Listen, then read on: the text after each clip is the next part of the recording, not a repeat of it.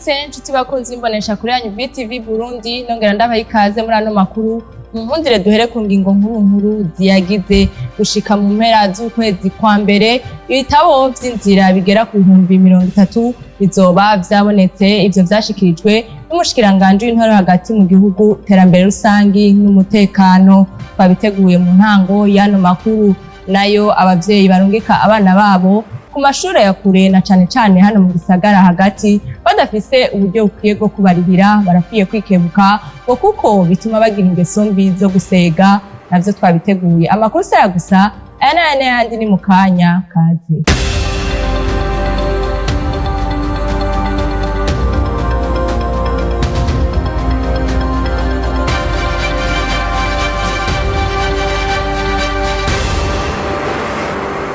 Ndasubiye kubaramutsa nongera ndabaha ikaze muri ano makuru. Gushika mu mpera z'ukwezi kwa mbere ibitabo vy'inzira bigera ku 30 bizoba vyabonetse. Ivyo vyavuzwe n'umushikiranganje w'intwaro hagati mu gihugu iterambere rusange n'umutekano Martin Teretse. Ni inkuru twateguriwe na Rafael Nyandwi. Ikibazo cikena y'ibitabo vy'inzira ni kimwe mu bibazo biragishinga leta y'u Burundi nkuko vyasiguwe n'umushikiranganje mu vyajejwe harimwo intwaro yo hagati mu gihugu, agasigura icatumye ivyo bitabo bihera mbere y'igihe cari categekanijwe. Ivyo twari twakomanze 50,000 bw'abene gihugu baca baza kubirondera ku bwinshi igihe hariko haragira abantu baja muri za Serbia n'ahandi. Dusanga ivyo twari twakomanze bikoze amezi 6 yonyene. Twaragize izindi commande bizoshika vuba muri zintango z'umwaka ugomba utangure. Twakomanze ibitari bike kandi tugomba tugende indi commande kugira abakenera zijya nkaratasi ntibazosubire gutama. Umushikiranganje yaragarutse no kubijanye n'abakomisiyoneri ko bariko barabatuza. Ibyo by'abakomisiyoneri turiko turavyirukako navyo nyene kuko twasanze hariho n'abapolisi bahajya nyene bakorana. Abapolisi batari bake barahinduriwe amabanga. Nimwe mwavuga ati ugigituye n'ugitanga biragoye kubimenya, mugo twakoreje ubuhinga turamenya ko hariho bamwe n'ahatavyemezo simusiga twaronse twasanze bigenza nabi.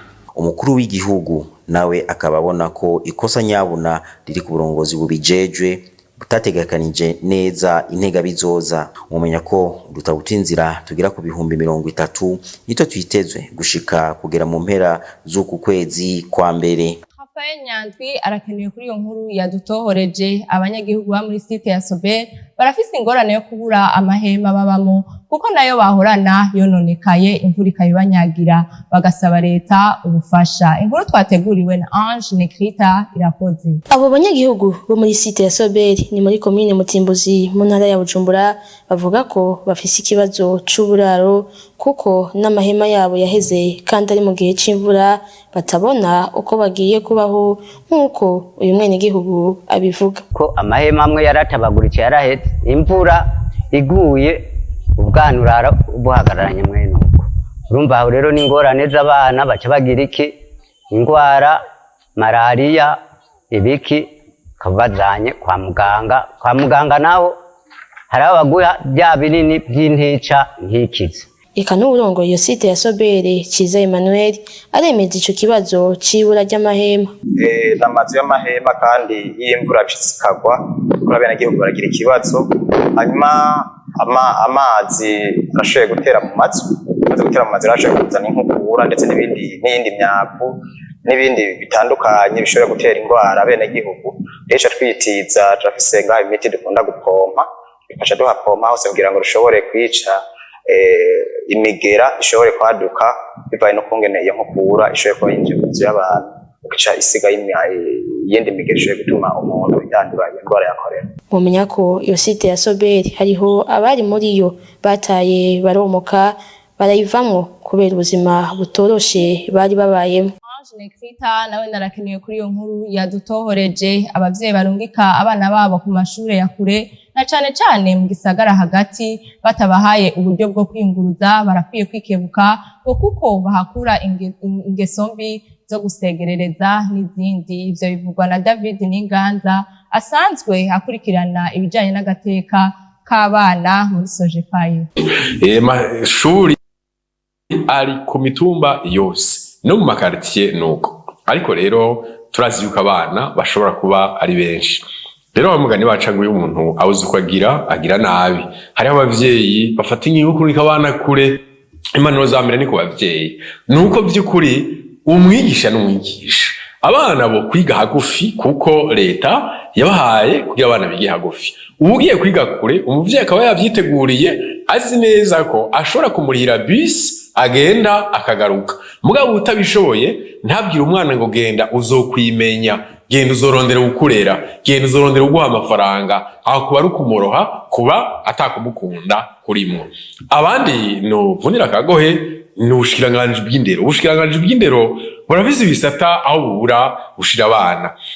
Poste fondamentale ajya amashuri wagira amasection ni poste fondamentale kugira ngo ibitigiri by'umurengera biri ngaha mu gisagara bikabanuke. Gutwara umwana kure, kwiga kure, utamukurikirana, utamuherekeza, utabiteguye, bizana umutekano muke ku mwana.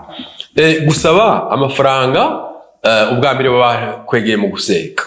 Bamukwegeye mu gusega arasaba amafaranga, kandi uwo ariko arasega tuzi ingeso ziwe. Mu ngeso no mu turazi ko karya mwenda karira kwishura. Mu biharuro rero byashizwe ahabona byarerekanye ko hari abana benshi bavyara bakiri ku ntebe y'ishuri. Ivyo rero birimwe mu bituma bibakwegera mu bushurashuzi, birabakwegera mu gusega, gusaba amafaranga. Rero by'ukuri umuvyeyi kurika umwana kure atabiteguye, atabitegekanije, atabyashoboye, ataco twita budget afise, ico yo gihagarika. Bakwiye kuza barasohora indirimbo ku runganywe rutandukanye kuko bose ntibakunda bimwe, kandi bandike bongere bakore neza imiziki yabo kugira ngo bashigikirwe n'abakunzi babo. Inkuru twateguriwe na mugenzi wacu Arlette Mugisha. Nyuma yaho hamaze igihe hibonekeza abaririmbyi b'umuziki ndundi bidogera abatandukanye nk'abavangavanga imiziki hamwe n'abamenyesha makuru ko batabashigikira kugira umuziki ndundi utera imbere n'ibiteramo vyabo vyitabirigwe. Baheruka kwidogera abakunzi b'umuziki ko batitabiriye ibiteramo vyabo. Bamwe mu bakunzi b'umuziki twaganiriye batumenyesheje ko naho babidogera amakosa hanini ataribo, kuko bakurikira umuziki uryoshe batarabe ibihugu canke abawuririmba. Jewe kubganje kugira nitabira igiteramo, d'abord kwanza ndabanza karaba ico giteramo kirimo bande, ico giteramo ngiyemo eske izo ndirimbo ndazizi, eske izo ndirimbo ni ya ndirimbo zo gutambuka avuga ati ndaryohewe. Abarundi nyene babuze yuko ntibaduha izo ndirimbo zijanye niyo generation twebwe tugezemo, ariko abanyarwanda kubera bo bajana uko igihe kigenda cegirwa imbere nabo bagenda bajana n'igihe tuba tugezemo. Umva natwe rero cyo dusanga two dukurikira abaduha ibijanye n'ibihe tuba tugezemo. Ariko naho biruko bahamagarira abarundi kuza barawurumbira gukunda ivy'iwabo nk'abumviriza nabo canke abakunzi b'umuziki. Usanga kweri nk'ubu urava pase haje umunyarwanda abantu baditavye kandi ari benshi kari kumayira menshi nk'abarundi biwacu tunashobora tugenda kujya. Ico rero ni ikibazo kiva no kuri twebwe twumviriza cyane twebwe dukunda imiziki tugakunda abanyamahanga gusumba iby'iwacu. Iyo myidogo ikaba yabaye inyuma y'igiteramo cabaye kwigenekerezo rya 30 Kigarama umwaka dusozeye, cahuje abaririmbyi batandukanye b'u Burundi ariko bakaba batacitabiriye. Arlette Mugisha arakenuye kuva kwigenekerezo rya ndwi gushika ku rya 15 Nzere hazoba ihiganwa ridasanzwe hano mu Burundi ry'umukino wa tennis rizohuza ibihugu bitanu birukiye mu karere ka Afrika y'ubuseruko, nk'uko vyashikirijwe na Maître Gilbert Nibigigwe arongoye tennis hano mu Burundi.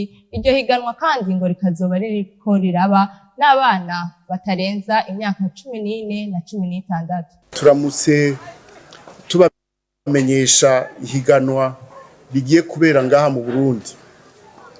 Ni higanwa rihuza ibihugu vyo muri aka karere, ico twita zone 4, y'abana b'abahungu n'abakobwa bafise imyaka iri munsi ya 14 n'imyaka iri munsi ya 16. Iyo zone irimo ibihugu vyinshi, irimo ibihugu vy'u Burundi, irimo Djibouti, kabamo Eritrea, kabamo Comores, kabamo Ethiopia, Kenya, Uganda, u Rwanda, amazinga ya Seychelles, Tanzania, Somalia na Sudan. Ariko ibihugu ntivyashoboye kuza ari vyose ngira ngo kumvo zimwe zibivuyeko tukaba twashoboye kwakira ibihugu bishika 5.